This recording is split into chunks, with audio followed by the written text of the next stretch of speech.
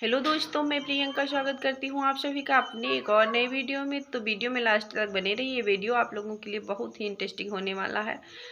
तो जो महिलाएं हाउसवाइफ अपने घर में रहकर सिलाई बुटीक का काम करती हैं, तो उनके लिए एक नया ऑप्शन है कि आप कैसे करके आप अपना बिजनेस शुरू कर सकते हैं, जिससे आप ज़्यादा से ज़्यादा कस्टमर अपने पास बुला सकते हैं। तो कस्टमर बुलाने का भी मैं आइडिया बताऊंगी, क्योंकि इसके पहले जब मैंने शुरुआत किया सिलाई का, तो मेरे पास बिल्कुल कस्टमर नहीं आते थे। तो मैं धीरे धीरे करके मैंने कैसे कैसे एक एक करके कस्टमर बुलाया, जोड़ा। तो वो सारी आइडिया हम आप लोगों को देंगे कि जो जिनके गांव छोटा है और वो अपना सिलाई का बिजनेस शुरू करना चाहती हैं, तो किस तरह से अपना काम शुरू करें जिससे उनके पास ज़्यादा से ज़्यादा कस्टमर आएँ। और सिलाई का भी रेट बताएंगे कि आप किस तरह से अपनी सिलाई का रेट रखें। तो वीडियो में लास्ट तक बने रहिए। अगर आप चैनल पर नए हैं तो सब्सक्राइब ज़रूर कर लेना, क्योंकि आप लोगों की सपोर्ट की मुझे भी बहुत ज़्यादा ज़रूरत है। और लाइक कर देना, एक प्यारा सा कमेंट कर देना कि आप कहाँ से मेरी वीडियो देखते हैं। तो चलिए वीडियो। तो फ्रेंड्स, जैसे आपके पास सिलाई नहीं आती है, कस्टमर नहीं आते हैं और आप सिलाई करना चाहती हैं, तो उसके लिए आपके पास एक पहला ऑप्शन तो है, आप धीरे धीरे करके अपने घर से शुरुआत करें सिलाई। अगर अच्छे अच्छे जैसे आपके घर के सदस्य हैं, अच्छे अच्छे कपड़े पहनेंगे, तो लोग इधर उधर आसपास के पूछेंगे कि हाँ, किसने बनाया है। तो वो लोग बताएंगे कि हाँ, हमारे घर में बनाती हैं। और आप और आपके घर में जो सदस्य हैं, जो बाहर इधर उधर निकलते हैं, आप उनसे कहिए कि हाँ, बोलो कि हम सिलाई करते हैं और हमारे पास सिलवा के देखें ये लोग। दूसरा ऑप्शन है, अगर आप हो सके तो एक छोटा सा बोर्ड लगा के रखो। बोर्ड से ये होगा कि जो लोग आपकी गली में निकलेंगे तो देखेंगे कि हाँ, ये सिलाई करती हैं, तो आपके पास लेके आएंगे वो सिलाई करने के लिए। तीसरा ऑप्शन है, जब आप सिलाई करें तो उस टाइम पर आप ज़्यादा सिलाई के लिए मतलब कुछ ना कुछ सिलती रहें, जिस टाइम आपके गली में ज़्यादा से ज़्यादा लोग निकलते हों। इससे ये होगा कि जो लोग गली में निकलेंगे तो वो आपको देखेंगे कि हाँ, ये सिलाई करती हैं, तो आपके पास ज़रूर लेके आएंगे कि हाँ, देखते हैं कैसे बनाती हैं। फिर धीरे धीरे करके इसी तरह के से आपका बिजनेस शुरू हो जाएगा। हम जब पहले सिलते थे तो हमारे पास कोई कस्टमर नहीं आता था। फिर मैंने इधर उधर बोला, मम्मी से कहा बोलो इधर उधर।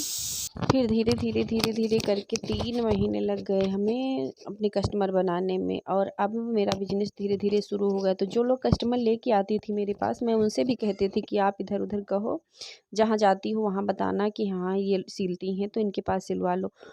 और सिलाई का भी रेट, अगर आप गांव में हैं, बिगनर हैं, स्टार्ट की हैं, तो सिलाई का भी रेट आप कम से कम रखें।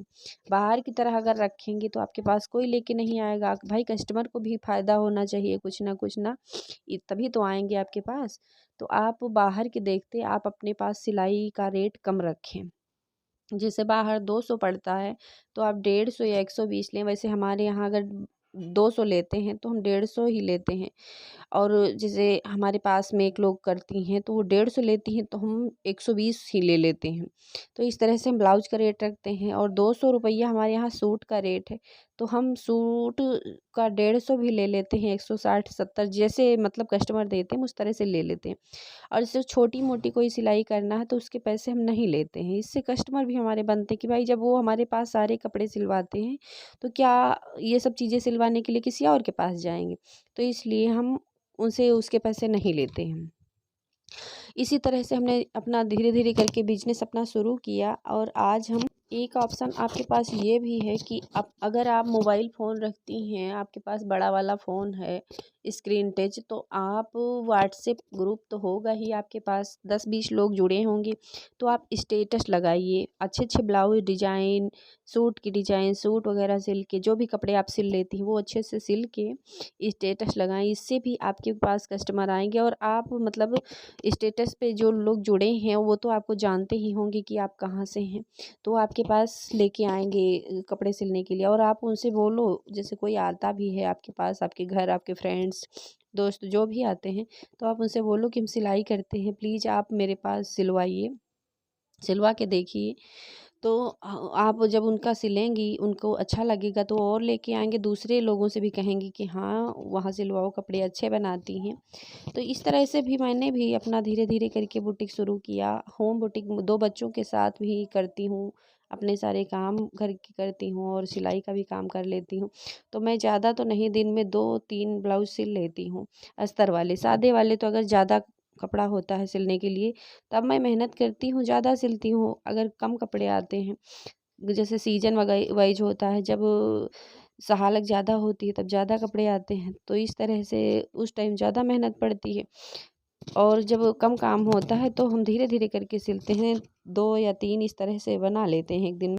अगर आप एक हाउसवाइफ हैं और आपके पास ये सिलाई मशीन है आपके पास, तो आप कभी भी 2 रुपए की मुहताज नहीं रहेंगी, किसी के सामने हाथ नहीं फैलाएँगी। तो यहाँ पर हम आपको दिखा रहे थे ये ब्लाउज कि मैंने किस तरह से जल्दी सिलते हैं हम, कैसे। तो वही आइडिया हम दे रहे थे कि हम सबसे पहले हम क्या करते हैं, सब जोड़ लेते हैं।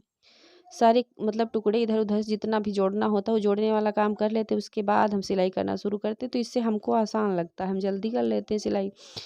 और कभी हम साइड में सिलाई नहीं करते हैं। अब इतने दिन से सिलते हैं तो सिलते-सिलते हमें आइडिया हो गया, तो हम बस मेन-मेन चीज़ जोड़ते हैं और ज़्यादा मतलब वो जोड़ते नहीं। जब सरकने वाला कपड़ा होता है तब चारों तरफ से सिलाई करते हैं, वरना साइड-साइड में नहीं करते हैं, जो मेन होता है उस पे कर लेते हैं। तो इससे भी थोड़ा जल्दी हो जाती है हमारी सिलाई। ये कपड़ा थोड़ा टाइट था, तो इसलिए इस पे हमें चारों तरफ सिलाई करने की ज़रूरत नहीं थी।